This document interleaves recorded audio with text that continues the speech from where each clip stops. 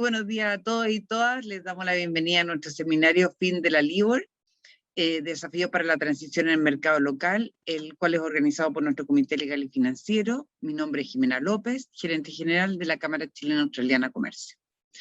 Este seminario tiene como por objeto revisar las causas que llegaron al término de la publicación de la tasa de interés más usada en el mundo, así como las alternativas de tasa de reemplazo de esta misma, analizando cuáles son los desafíos para la transición que deben enfrentar no solo las entidades financieras, sino todas aquellas personas naturales y jurídicas que hayan contraído obligaciones indexadas al LIBOR. Este evento será moderado por Diego Ferrada, partner de Baker McKenzie, quien tiene 20 años de experiencia trabajando en fusiones y adquisiciones, incluidas transacciones de acciones y activos, así como transacciones de financiamiento de proyectos. Fue admitido en el Colegio de Abogados del Estado de Nueva York en el 2007 y posteriormente se convirtió en miembro del Colegio de Abogados de Nueva York y del Colegio de Abogados de Estados Unidos. También estudió Derecho y Libre Competencia en la London School of Economics. Ganó el premio Deal of the Year en el 2005 de Trade Finance por su trabajo en la transacción multimillonaria de financiamiento de exportaciones de HSBC Bank, que involucra al sistema de transporte urbano de Santiago. Muchas gracias, Diego, por aceptar este desafío. Te dejo la pantalla para ti. Gracias. Muchas gracias, Jimena. Buenos días a todos. Es para mí un placer darle la bienvenida a este seminario sobre el cambio de la actual tasa LIBOR, la desaparición de esta tasa y las alternativas de reemplazo que harán. Solo quería comentar que los que estamos acostumbrados y hemos visto muchos papeles y contratos, siempre vemos que los abogados redactan en los contratos frases como aplicará la UEF o la unidad que la reemplace en el futuro.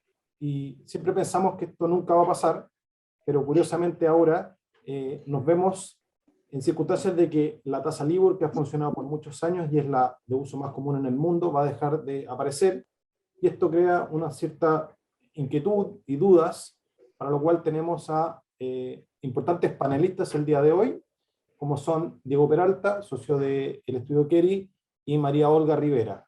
Así que, sin más trámite, los dejo con María Olga Rivera. Ella es asociada senior de Barros y Errázuriz, ha centrado su práctica en temas relacionados a financiamientos estructurados, corporativos y compra y venta de empresas, y cuenta con amplia experiencia en proyectos relativos a la adquisición de empresas eléctricas, construcción de terminales de gas licuado, construcción y financiamiento de proyectos en infraestructura. Ya tiene más de 10 años de experiencia, pese a que es muy joven. María Olga ha sido reconocida por el The Legal 500 como un Rising Star Lawyer en las categorías de proyecto y banca de finanzas. Tiene un magíster LLM en Banking and Finance de el Queen Mary University de Londres, y en los años de 2018 y 2019 se desempeñó como asociada extranjera en White & Case LLP en Londres, con especial foco en proyectos de infraestructura energética y financiamiento de activos.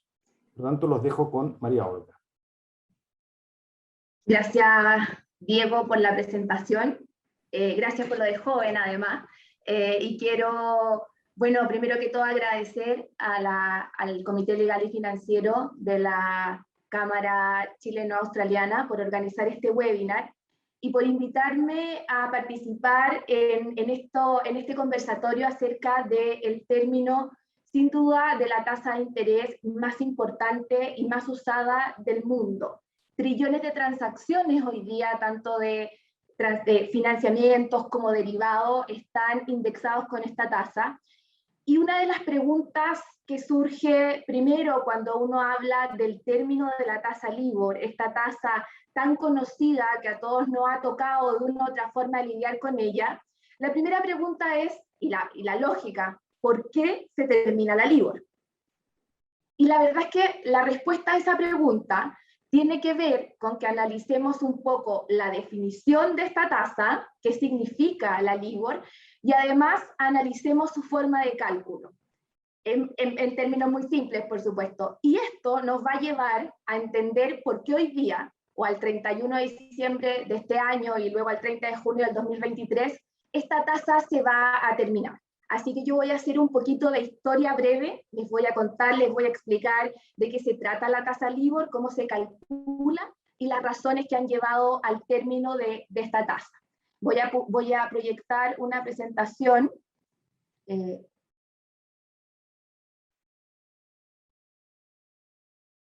Están viendo mi pantalla, ¿no? Sí, se ve. Todo súper perfecto. Buenísimo. Entonces, vamos a revisar entonces cuáles son las causas del término de la tasa LIBOR. Para revisar, como les dije, cuáles son las causas del término de la tasa LIBOR, vamos a empezar por entender un poco qué es la tasa LIBOR. La tasa LIBOR es una sigla. Cuando nosotros hablamos de LIBOR nos estamos refiriendo a una sigla que significa London Interbank Offer Rate. Y cuando uno habla comúnmente de qué es la LIBOR, uno dice, es la tasa a la que se prestan los bancos en Londres. Y eso no es exactamente correcto. No es una tasa a la que efectivamente se prestan los bancos en Londres, sino que en esta sigla, LIBOR, hay que poner mucha atención a la letra O, que es offered. Por lo tanto, lo vamos a tener presente para las láminas que vienen para entender por qué esta palabra offered es tan importante y sacarnos un poco de la cabeza que es exactamente una tasa efectiva a la que se prestan los bancos, sino que es una tasa a la que se ofrecen prestar, que cambia un poco la cosa. Esta tasa, por lo tanto, a la que se ofrecen prestar los bancos en Londres, se calcula hoy día 25 de agosto del 2021, para 5 monedas. Estas monedas respecto de las cuales se calcula es el dólar, la libra esterlina, el euro, el yen y el franco suizo. Y en 7 periodos en cada una. Nosotros podemos encontrar tasas LIBOR desde overnight a 360 días o 12 meses. Por lo tanto, hay una serie de combinaciones en estas tasas. Y la pregunta es, ¿cuándo surge esta tasa? Esta tasa LIBOR surge de la mano de un mercado pujante en los fines de los 70 y inicio de los 80 en Europa, que se llamó el mercado del eurodólar. El eurodólar eran transacciones que se realizaban fuera de Estados Unidos, pero en dólares de los Estados Unidos de América. Por lo tanto, estas transacciones, al estar fuera del margen regulatorio propiamente tal de Estados Unidos, eran transacciones, por ejemplo, que requerían de menos regulaciones de encaje, menos regulaciones de cualquier tipo que pudiese imponer la autoridad americana. Por lo tanto, empezaron a hacer transacciones quizás más baratas y el mercado del eurodólar o de transacciones en dólares fuera de Estados Unidos empezó a crecer mucho, transformándose Londres en ese minuto en un centro neurálgico financiero para todo este tipo de transacciones. Además, es la época donde surge el boom de los derivados y de estas transacciones que también requerían una tasa para poder identificar qué tasa de interés le podíamos aplicar a todo este tipo de transacciones. Y es así como surge la tasa LIBOR. Por lo tanto, desde el año 1984, que fueron la primera publicación de la tasa LIBOR, hasta hoy día, cada día hábil bancario, un panel de bancos, para el caso de la LIBOR en dólares, son 16 bancos los que conforman el panel, se reúnen, informan cuál es esta tasa ofertada y se calcula la tasa LIBOR. Entonces, cuando uno dice que es este segundo tema, ¿cómo se calcula? Cuando uno lee acerca de la tasa LIBOR, lo que lee es como ventaja o como una de las fortalezas de esta tasa y que la llevó a estar vigente tantos años en estos trillones de transacciones y ser mundialmente conocida, es que te dicen, fíjate que es una tasa muy simple de calcular y muy transparente a la vez. La tasa LIBOR se calcula de una forma muy simple. Se conforman estos paneles de bancos para cada una de las monedas en la que se publica la tasa, y se les formula una pregunta que está acá y que es bien simple. Y dice, ¿a qué tasa podrías endeudarte si lo hicieras mediante la aceptación de oferta de otros bancos en un mercado de tamaño razonable antes de las 11 a.m. de Londres? Eso es lo que tienen que contestar los bancos que conforman el panel que van a informar la tasa para que la tasa LIBOR sea calculada. Como ustedes pueden ver, y como les mencioné al inicio de la presentación, Acá la letra O de la sigla LIBOR vuelve a tomar mucha relevancia, porque no dice cuál es la tasa a la que tú prestas efectivamente o cuál es la tasa a la que tú efectivamente tomaste una posición, sino que es una pregunta hipotética. ¿A qué tasa podrías endeudarte? Y todos sabemos, probablemente todos los que estamos presentes aquí, hemos tomado alguna vez un crédito. Y sabemos que el que nos ofrezcan tasas representa algo muy importante. Si yo voy a pedir un crédito a 2 bancos, si yo soy capaz de obtener una tasa baja, significa que tengo una mayor capacidad crediticia. Si mi tasa es alta, significa que soy una persona de más riesgo y que tengo menos capacidad crediticia. Por lo tanto, cuando tú le preguntas esto a un banco, ¿a qué tasa podrías endeudarte aceptando ofertas de otros bancos? Significa que ese banco también lo que está reflejando es cuál es su capacidad crediticia. Si su tasa es más alta, su capacidad crediticia va a ser menor, y si su tasa es menor, su capacidad crediticia va a ser mucho más robusta. Entonces, ¿qué hacemos acá para calcular? Se usa un sistema olímpico, como se llama. Estamos saliendo de las Olimpiadas y que esto nos va a parecer muy familiar a todos. Cuando veíamos en la gimnasia o en la natación, veíamos que hay puntajes que dan los jurados. Y se elimina el mayor puntaje y se elimina el menor, y dentro de lo que queda entre el menor y el mayor que se eliminaron se calcula un promedio. Lo mismo ocurre con la tasa LIBOR. Para evitar todo tipo de distorsiones, hay un banco que informa una tasa muy alta, o uno que dice yo tengo una capacidad crediticia increíble y informa una tasa muy baja, se sacan del cálculo y con los 14 bancos restantes se calcula un promedio, y eso es lo que se publica. Como ustedes podrán haber, como antes lo mencioné, la tasa LIBOR se publica para 5 monedas en periodos de interés distintos y diariamente, todos los días hábiles. Por lo tanto, esto no puede ser un tema muy complejo de operaciones aritméticas, tiene que funcionar de una forma bastante simple, y es por eso que este es el mecanismo que se usa. Por lo tanto, una pregunta hipotética simple a los bancos que forman parte del panel, cuyos principales miembros son bancos, por supuesto, cuya casa central está en Inglaterra, y además con este sistema olímpico que se denomina. Entonces, vamos ahora a entender un poco, ahora que ya sabemos qué significa la LIBOR y además sabemos cómo se calcula, vamos a revisar cuáles son las fortalezas y debilidades de esta tasa tan usada alrededor del mundo. Entonces, cuando uno habla de cuáles son las fortalezas de la LIBOR, como ya lo mencioné, la primera que salta a la vista es, mira, es una tasa simple de calcular. Tú no requieres de grandes entidades, de grandes empresas que estén calculándola, muchas operaciones aritméticas que nadie puede entender cómo se calculó porque es poco transparente. Todo lo contrario, uno puede ver, en teoría, la respuesta a esta pregunta que se le hace de cada uno de los bancos y de forma muy simple saber cómo se calculó esta tasa.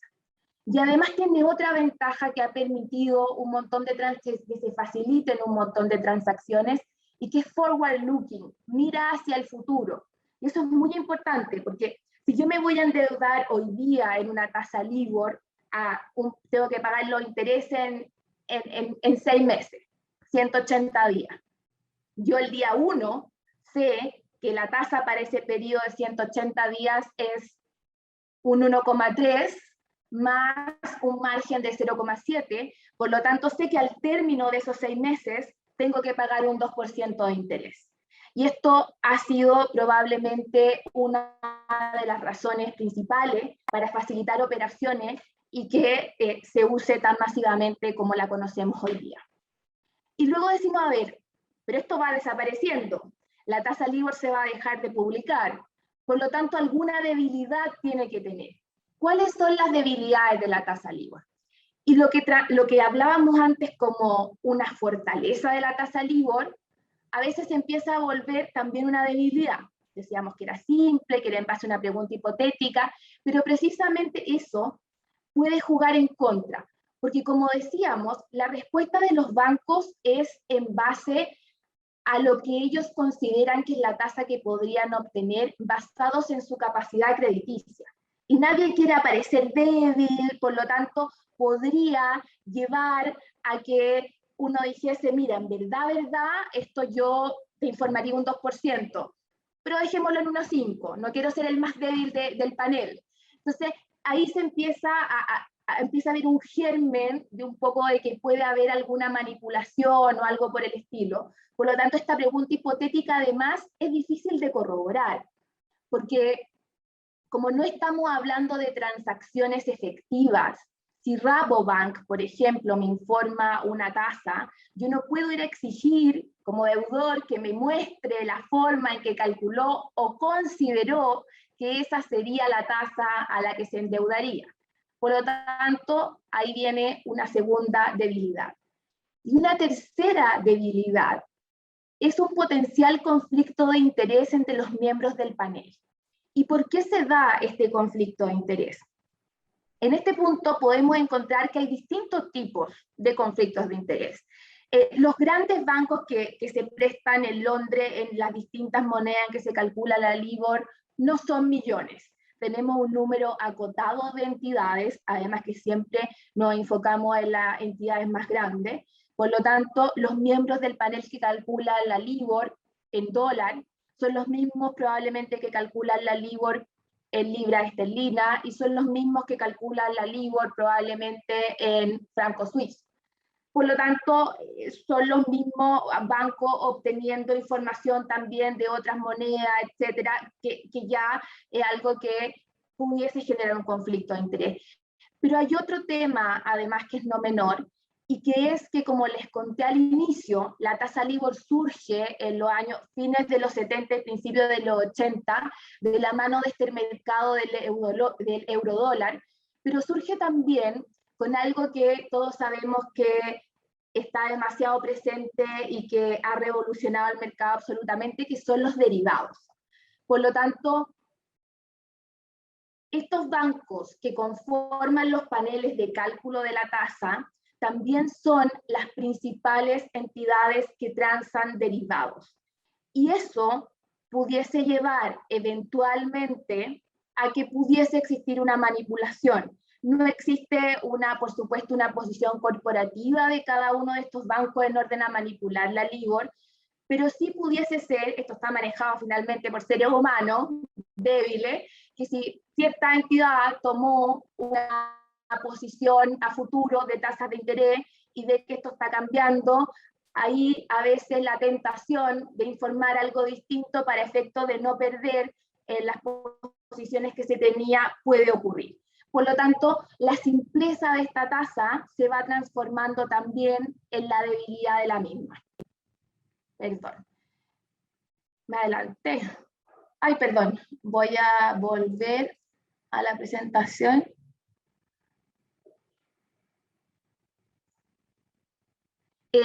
Entonces la pregunta es, ¿por qué se deja de calcular la tasa LIBOR? Que es la gran pregunta. Una tasa que representa muchas transacciones, que es muy importante, que ha fortalecido probablemente el mercado de capitales, dada la facilidad que tiene de cálculo y esta opción que decíamos que mira hacia el futuro, que da certeza en muchas transacciones, y hoy día resulta que nos encontramos con que se va a terminar. Y aquí hay muchas respuestas, la verdad que aquí yo copié algunas de las que nos encontramos comúnmente como explicación. Dicen, mira, la verdad es que esto ya no es lo que era antes, los bancos los bancos no quieren revelar en teoría sus costos de fondo y no hay menos actividad crediticia interbancaria.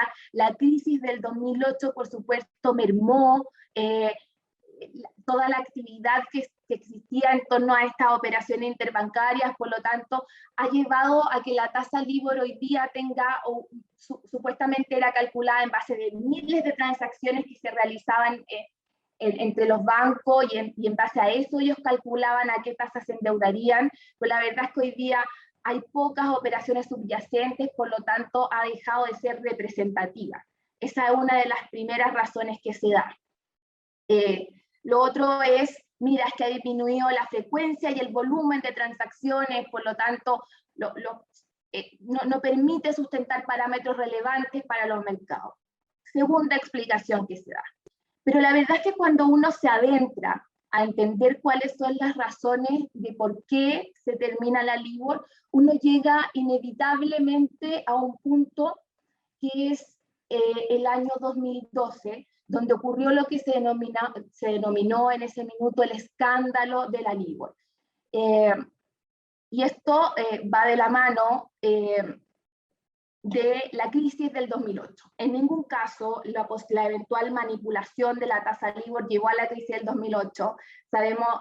Conocemos vastamente las razones de la crisis del 2008, pero ¿qué ocurrió en específico?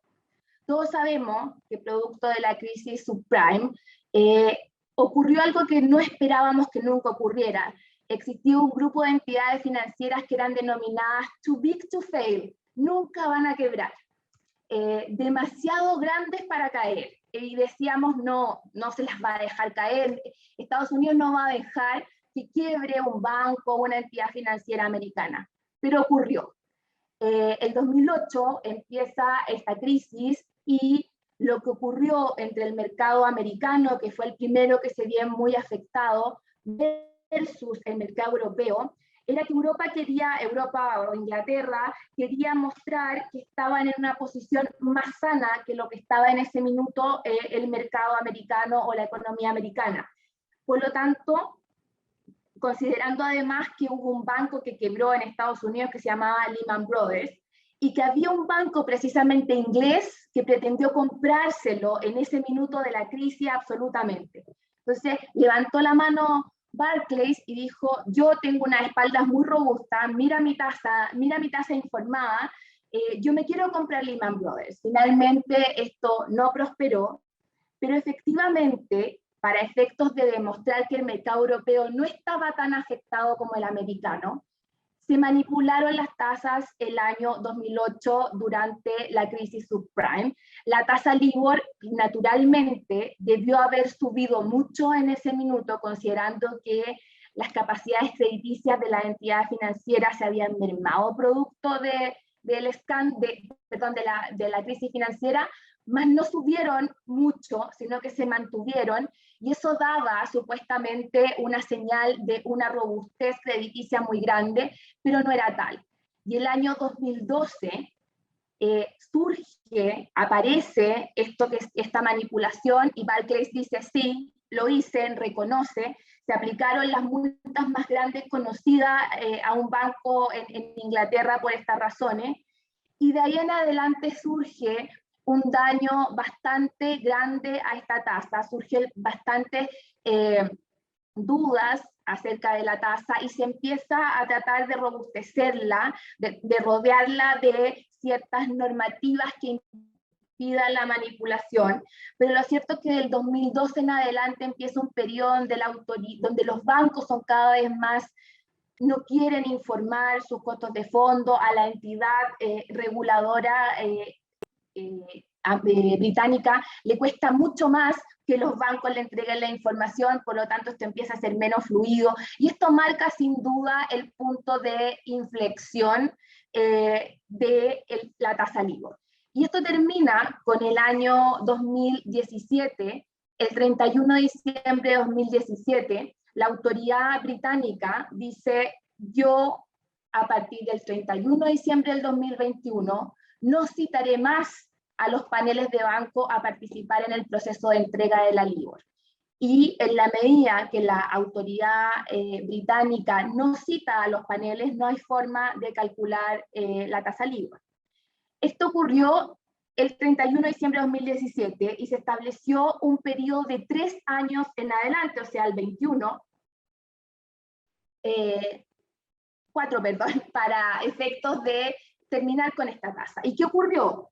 Distintas entidades relativa a cada moneda de la que se prestaban, una entidad en Estados Unidos en relación al dólar, otra en Inglaterra en relación a la libra, y así empezaron a crear una tasa de reemplazo. El primer año la verdad es que se organizaron, en 2018 no hubo mucho avance, Y lo cierto es que llegamos a este año, el año 2020, cuando recién empezamos a ver avances respecto de estas nuevas tasas, y ya el plazo se nos venía muy encima. Y para nosotros, por ejemplo, en Chile, podemos entender que hay entidades financieras que tienen carteras de crédito en dólares, pero que las pueden contar, que las pueden manejar. En Estados Unidos, por ejemplo, los créditos del día a día, mi crédito hipotecario, el crédito para estudiar, están con esta tasa de interés. Por lo tanto, eran tantas transacciones que no se alcanzó a generar la transición perfecta entre el 2017 y el 2021.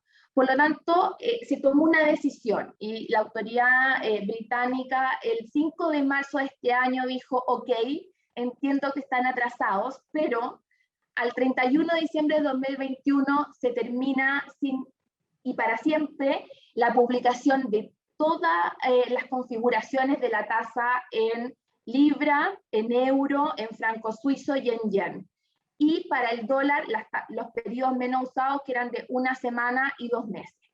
Y extiende el plazo de publicación de la tasa LIBOR para el dólar hasta el 30 de junio del 2023, para los periodos de un mes, 3, 6 y 12 meses. Por lo tanto, tenemos LIBOR aún para operaciones en dólares hasta el 30 de junio del 2023, pero por supuesto la invitación es a... Bueno, Diego Peralta ahondará en esto, pero la invitación es a que no nos pille la máquina de nuevo. Nos avisaron en el 2017 y hubo que hacer una extensión, así que de ahora en adelante nos queda 1 año y medio para que nos revisemos nuestras operaciones, no solo financieras, no solo crediticias, y esto es importante. Leí hace muy poco en un M&A, un contrato de compra-venta de acciones, donde decía que al saldo de precios, si había un retraso en el pago, se le iba a aplicar la tasa LIBOR. Así de simple.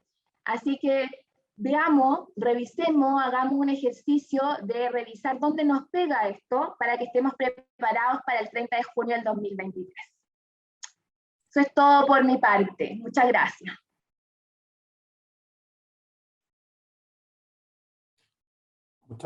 Muchas gracias, María Olga.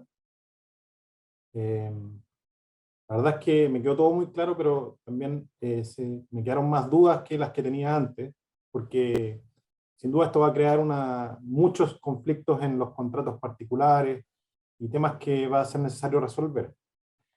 Para comentar estos temas, voy a presentar a Diego Peralta. Supongo que no requiere mucha presentación. Diego es un socio del estudio Keri, que tiene una tremenda experiencia en el grupo bancario y financiero. Su experiencia consiste fundamentalmente en la creación y estructuración de productos financieros y financiamiento.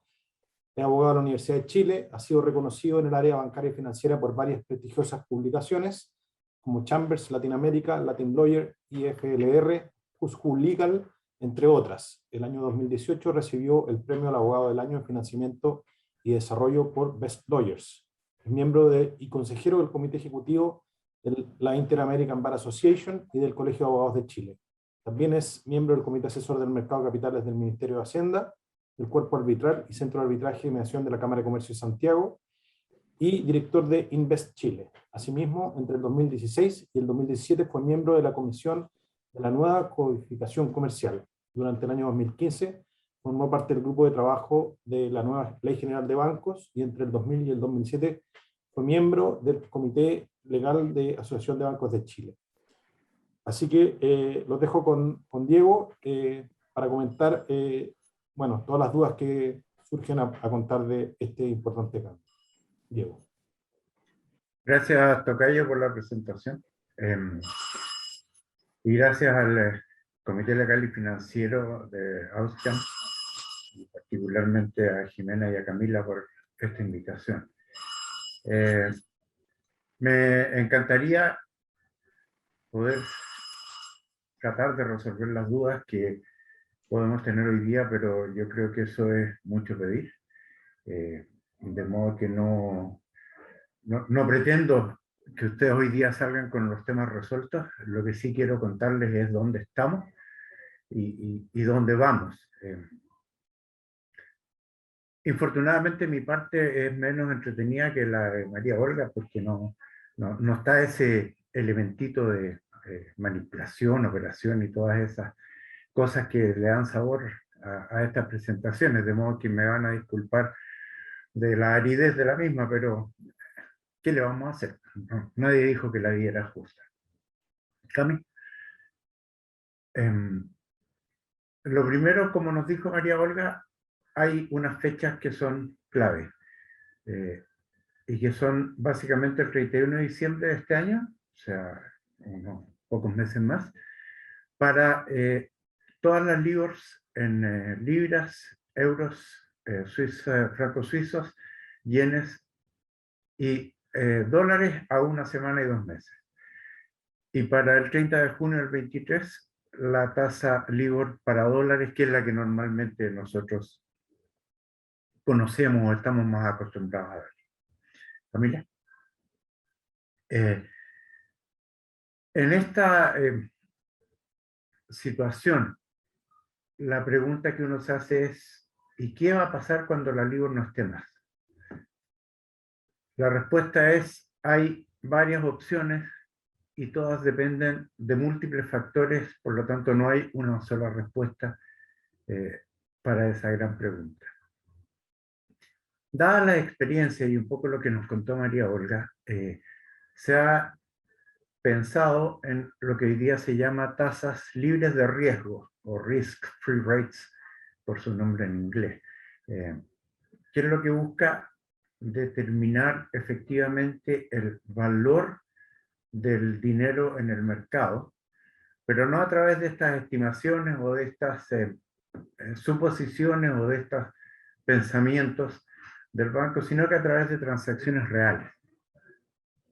Y que esa tasa que proviene de transacciones reales y verdaderas efectuadas en el mercado pueda servir de referencia para las operaciones de dinero, cash transactions, o para derivados, que como también nos indicó María Olga, son un componente muy relevante del mercado financiero en todo el mundo.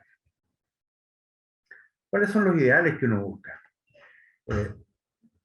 Otra vez, teniendo en cuenta las experiencias vividas, el ideal es que la tasa emane de transacciones reales en mercados activos y líquidos. O sea, que no sea una transacción como en muchas partes hemos visto que hay 2 transacciones, entonces el promedio entre las 2 es el valor que se asigna. No, lo que se busca aquí es que haya un mercado muy líquido y que sea un mercado muy activo, para que tampoco sea una tasa que corresponda a una situación específica, sino que de verdad, muestre el valor que se le asigna al dinero en ese mercado.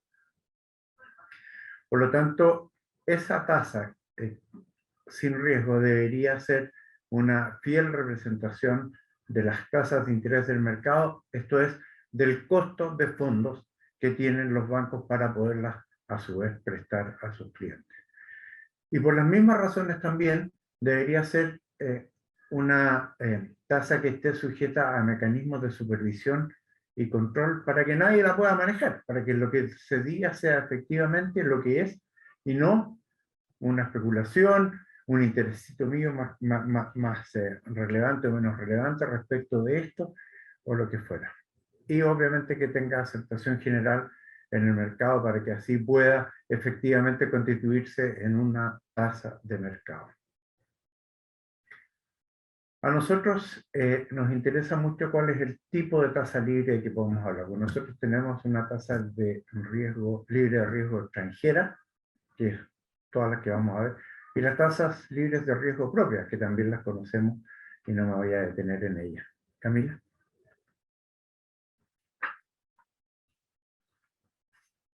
Ahí, mis disculpas por lo latero de la slide, están las distintas tasas libres de riesgo. No los voy a castigar leyéndoles los detalles de cada una de ellas, porque después las pueden mirar con más detención.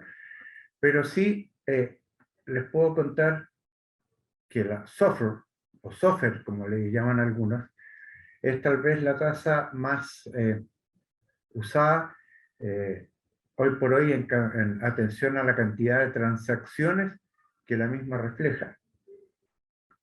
pero como pueden adivinar del nombre, SOFR es Secured Overnight Financing Rate. Overnight, secured, dos elementos que son claves. Overnight es de un día para el otro y secured es con garantía.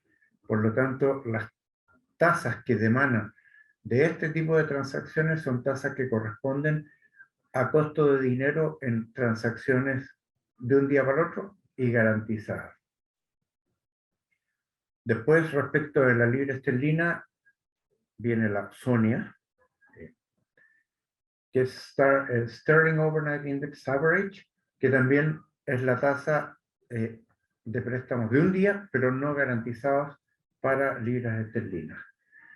Está la tasa que se llama STER, que es como la E, nota para euros, SARON, que es para francos suizos, y TONAR, la T viene por Tokio, que es para transacciones de préstamos no garantizados a un día en Japón. Un resumen, adelante Camila, un resumen de esta que acabamos de mencionar, está ahí presentado de una forma más amigable con el auditor.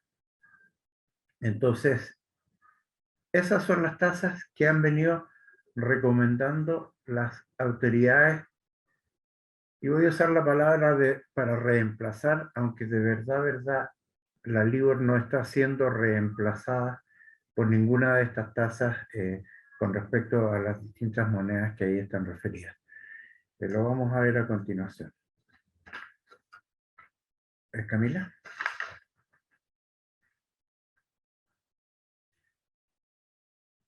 Según las estadísticas del Banco Central de Chile del primer trimestre de este año, en términos de moneda de denominación, los créditos en dólares eran más del 80%. Los créditos en pesos chilenos eran el 8 y algo por ciento, en euros también, y el resto eran otras monedas. Entonces, para el mercado nacional, ¿cuál debería ser la tasa más recomendada para, y voy a de nuevo usar la palabra reemplazar la LIBOR en las transacciones que se celebren en Chile? Vuelvo a insistir, estoy hablando del mercado chileno. Las transacciones que se celebren cross-border, en el cual un deudor chileno contraiga una obligación con un acreedor en Nueva York o en Londres o en Hong Kong o en donde sea, estará sujeta a la tasa que corresponda a la respectiva jurisdicción, probablemente alguna de las que leímos recién. Pero en Chile, para transacciones chilenas, creemos que, dado el impacto que los créditos en dólares tienen respecto del mercado financiero chileno, la tasa SOFR debería ser la que más se ajuste a la necesidad de tener una tasa de referencia que sea creíble, que sea confiable y en la que podamos estar tranquilos que no nos estamos jugando juegos unos con otros. Y por la misma razón, respecto de los pocos créditos en euros, también creemos que debería usarse la tasa STER, básicamente por las mismas razones que hemos mencionado para la... Camila. ¿Qué es la SOFR? Como les dije, la SOFR representa el costo que se paga por obtener financiamiento a través de un repo sobre un bono emitido por la tesorería de un día para otro. Por lo tanto, tenemos de nuevo los dos elementos que hemos destacado: plazo cortito, garantía, el T-bill o el security que sea. ¿Y qué es lo que muestra o qué es lo que evidencia la SOFR? Es el diferencial entre compra y venta de ese valor en los términos que hemos descrito. Y Rester es lo mismo, es el costo que se paga por obtener un financiamiento en euros sin garantía. En los dos casos, de un día para el otro, y en los dos casos sobre transacciones reales. No son estimaciones, no son costos calculados en un escritorio, no son, sino el reflejo del costo efectivo de la transacción de qué se trate. ¿Cami?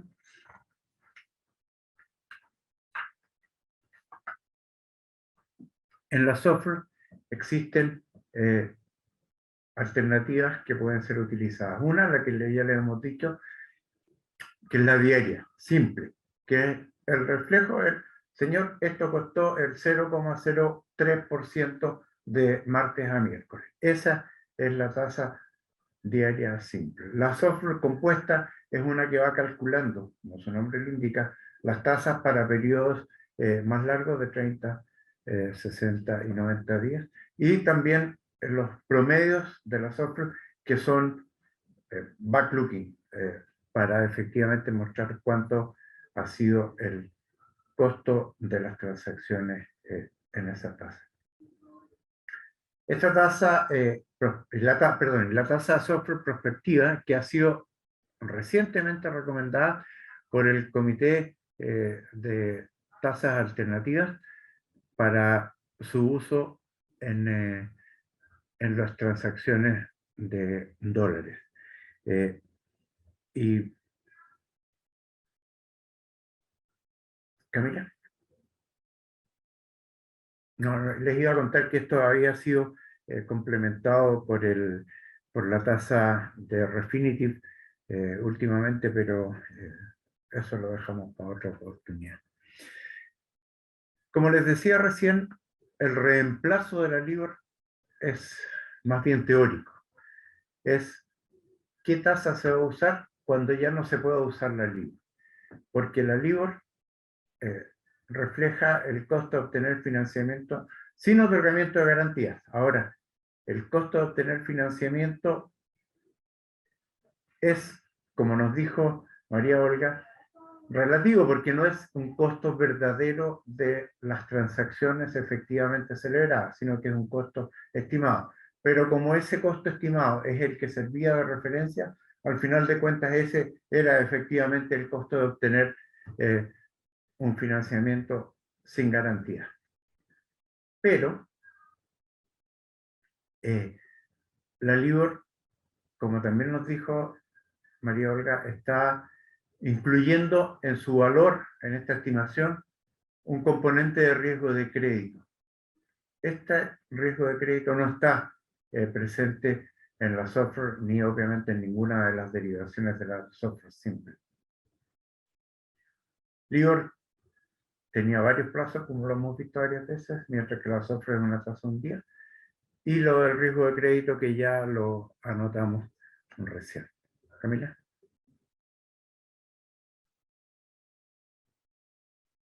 Y eso significa que las dos tasas no valen lo mismo.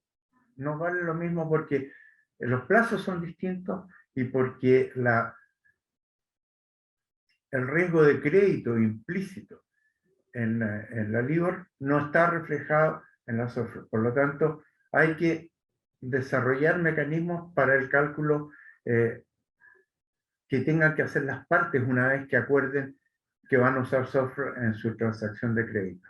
Aquí vuelvo a los mecanismos de Refinitiv, que fue ahora una semana, publicado el prototipo de Refinitiv para los ajustes de spread que puedan reflejar la diferencia entre LIBOR y software para poder reflejar de mejor manera el costo efectivo de los fondos que hay en una transacción. Camila.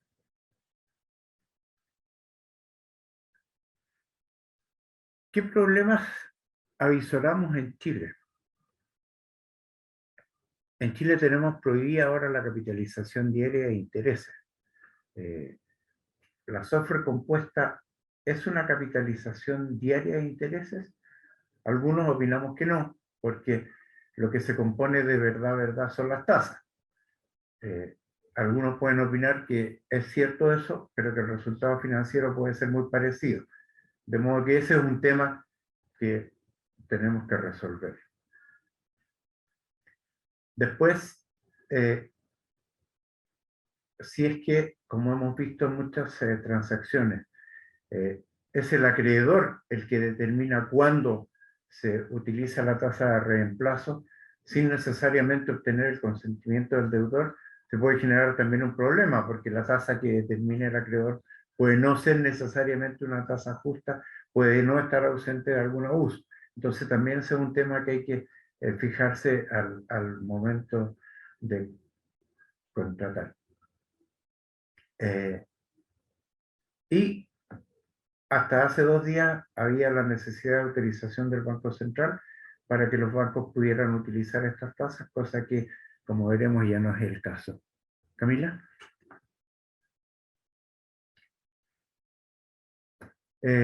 Efectivamente, cuando el Banco Central sometió a consulta del mercado la inclusión de estas nuevas tasas dentro de las tasas permitidas para los bancos y para las operaciones de derivados, dijo que corresponderá a las partes de los respectivos contratos de crédito verificar que dichas convenciones se incorporen debidamente o las cláusulas que procedan para el reemplazo de la o las tasas de interés extranjeras aplicables.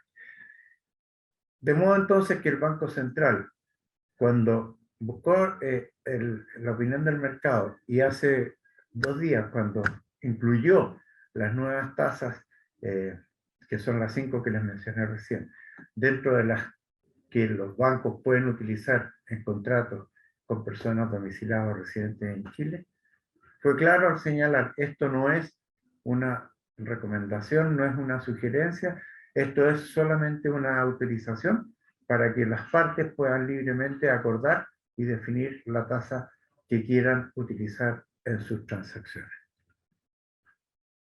Ya les digo que la autorización del Banco Central para utilizar estas 5 tasas en las transacciones chilenas fue publicada el lunes pasado, antes de ayer. Camila. Quiero agradecerles la atención, disculparles que yo les haya hablado lo que yo creía que podría serles interesante, pero si alguien tiene alguna pregunta o algún comentario que hacer, y en la medida que sea capaz de darle una respuesta, estaré feliz de hacerlo. Muchas gracias. Muchas gracias, Diego, por tu presentación. Como tú bien dijiste al principio, hay muchos temas que probablemente no vamos a poder resolver. Tenemos una primera pregunta, que es la siguiente. Dice, dado que el LIBOR en dólares es entre bancos y la tasa libre de riesgo es repo, es probable que esa tasa, la tasa libre de riesgo, sea de un tamaño absoluto menor. ¿Significa esto que la tasa final de un crédito, incluyendo el spread, será menor que un crédito con tasa base LIBOR? Una pregunta. ¿Hay una reducción de la carga financiera del deudor? ¿O es esperable, digamos, una reducción de la carga financiera del deudor por la diferencia en cómo se calculan estas tasas? Tal vez la respuesta venga en la recomendación del comité de introducir estos elementos de ajuste para compensar las diferencias que, como ya dijimos, se producen entre LIBOR y SOFR entre otras las razones que mencionas en tu pregunta. Las transacciones en SOFR, no me acuerdo el número, pero eran algo así como 3 billones diarias.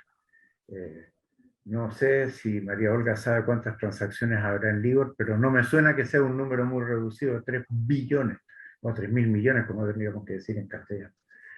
Pero efectivamente hay diferencias y la recomendación del comité es utilizar estos márgenes de ajuste. Hay una segunda pregunta, que dice si podría explicar la tasa SOFR ajustada. ¿Qué consistiría? Justamente lo que estamos hablando, que es como la tasa SOFR es muy limpia, por así decirlo, solo refleja el costo de esa transacción, no tiene ningún elemento adicional, hay que ponerle todos estos componentes que el comité está sugiriendo para que sea, comillas, justa, por usar una palabra. Asimismo, otra pregunta dice, ¿por qué algunas personas estiman que la tasa SOFR es poco representativa? ¿Tendrá que ver con el volumen de transacciones también? ¿O tipo de transacciones? de nuevo, no sé si María Olga sabe, pero yo creo que ninguna tasa es tan grande como LIBOR. Ninguna, por definición de la vida, porque el LIBOR lleva, primero que nada, como 50 años. Sí. Ahora, Yo les voy a hacer a ustedes dos una pregunta más filosófica. Si no piensan ustedes que, independientemente de todos los escándalos que comentaba María Olga, ¿no podría ser esto también un reflejo de una desbancarización de las tasas? Es decir, como todos los derivados y qué sé yo, hay muchas cosas que operan fuera del mundo bancario, como la securitización, etc. Entonces, quizás estas tasas también van a reflejar un mundo que no son los 14 bancos que se juntan en Londres, sino que es un mercado más amplio. María Olga, ¿quieres decirlo tú? Sí, mira, yo creo que tiene, en mi punto de vista, esto como tú dices, es una pregunta filosófica, quizás Diego opina distinto, pero yo creo efectivamente que esto va apuntando a que, porque finalmente todo esto tiene que ver con la seguridad y como decíamos antes, buscar tasas libres de riesgo y segura, y finalmente que esto refleje, porque siempre cuando hemos pensado en una tasa de interés, sabemos que los bancos, como se arman todas las tasas de interés que le llegan a un usuario, es un costo real de un banco, en teoría, más el spread, ¿cierto? O sea, sabemos, es legítimo y natural que tiene que haber un spread y un costo. Por lo tanto, entiendo yo que lo que se está tratando de dejar de lado es que ese costo a veces sea algo absolutamente difícil de verificar, con dificultades, y esta nueva tasa lo que hace es reflejar, entiendo muy bien ese costo, independiente. O sea, aquí nos enfrentamos a dos mundos. Tenemos las operaciones que van a iniciarse ahora y que pueden tener desde el día 1 esta nueva tasa. Y llego ahí, corrígeme cualquier cosa que tú creas que no sea así, pero por ejemplo, si yo hoy día voy a tener un crédito nuevo, puedo tener la tasa SOFR, más quizás un margen más amplio, porque entiendo que el margen puede ser mayor. Pero hoy día lo que se hacía era un poco meter margen quizás en la tasa. Entonces, eso es lo que yo creo que es la esencia de este cambio, y decir, mira, este es realmente el costo o lo que cuesta. Y se inseren, señores acreedores, sean entidades financieras, bancos, lo que sea, su margen es legítimo y quizás los márgenes van a subir, pero seamos sinceros en cuál es el elemento del que partimos. Yo creo que ese es el objetivo de este cambio. Y por eso, para los créditos que vienen ya, porque hay algo, por ejemplo, si se celebró un crédito el año pasado en LIBOR y que vence a 8 años, tú sabes que los financiamientos de proyectos son a largo plazo, va a haber un periodo en que va a estar con LIBOR y vamos a tener que cambiar a otra tasa. Y ahí lo que se sugiere, efectivamente, como había una pregunta que decía, oye, pero es más baja entonces la SOFR. Se dice, mira, se va a aplicar SOFR más un margen que lo lleva a lo que era más o menos la LIBOR, más el margen que se pactó en el contrato. Yo creo que es una cosa de sincerar los mercados, que va en línea, yo creo, con todo lo que se ha ido haciendo este último tiempo, de que el usuario final, sea quien sea, conozca bien de qué se compone su crédito. Tenemos regulaciones nacionales también que van en esa misma línea. Diego, no sé si estás de acuerdo conmigo.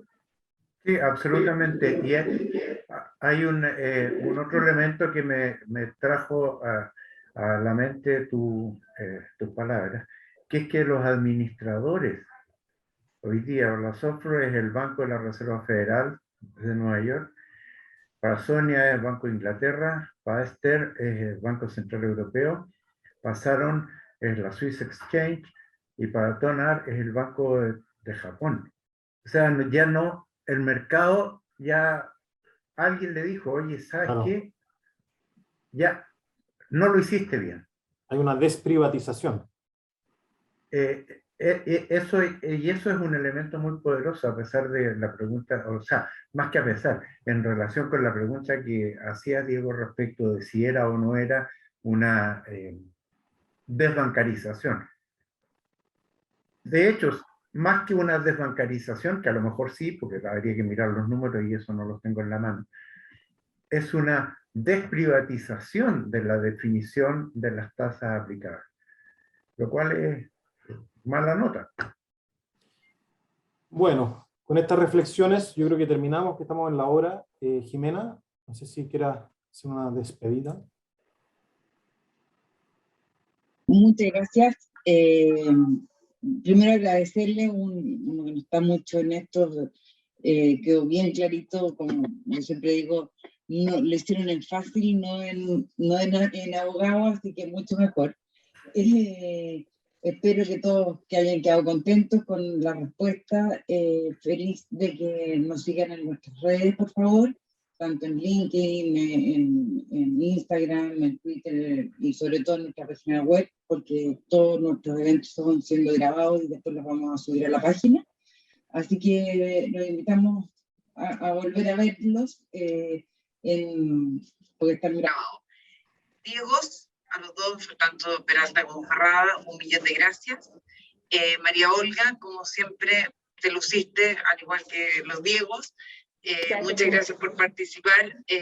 Y bueno, nos estaremos viendo en otro evento para informar mejor a nuestros socios y amigos. Cariño a todos.